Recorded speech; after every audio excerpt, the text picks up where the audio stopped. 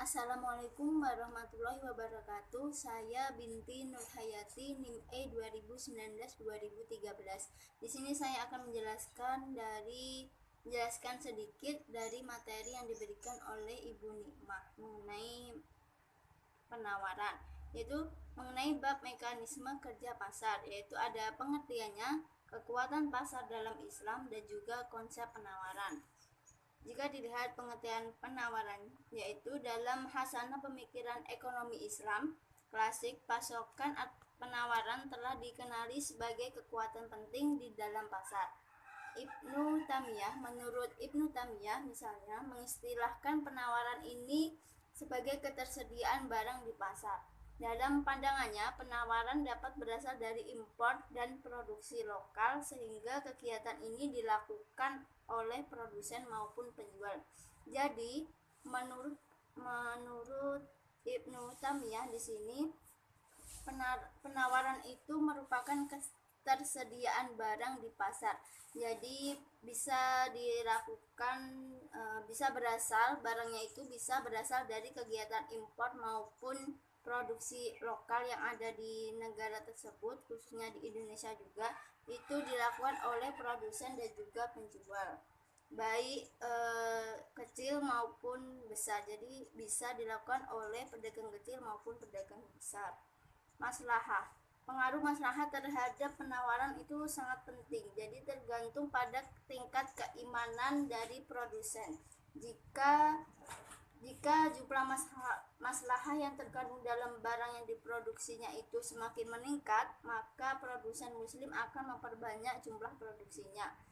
Menurut Ceteris Paribus, produsen dengan tingkat keimanan yang biasa itu kemungkinan akan menawarkan barang dengan kandungan berkah yang minimum pula. Namun konsumen dengan tingkat keimanan yang lebih tinggi lebih menyukai barang yang memiliki atau mempunyai kandungan berkah yang lebih tinggi pula.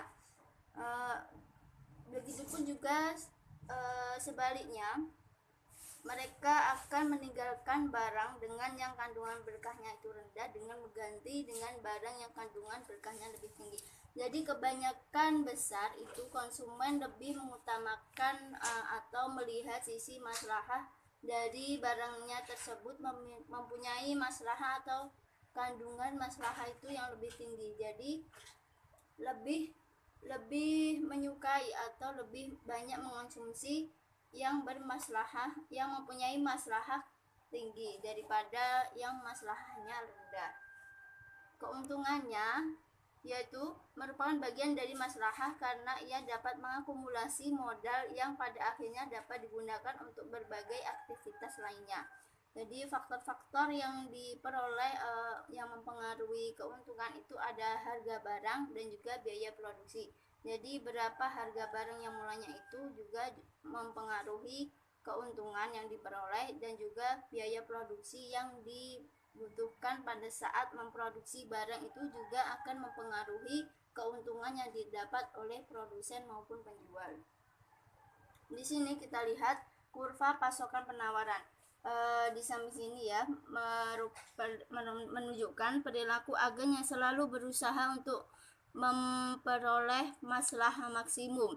Kurva ini menunjukkan hubungan antara harga dan jumlah barang yang dipasok. Jadi hubungannya antara harga barang dan jumlah barang yang dipasok.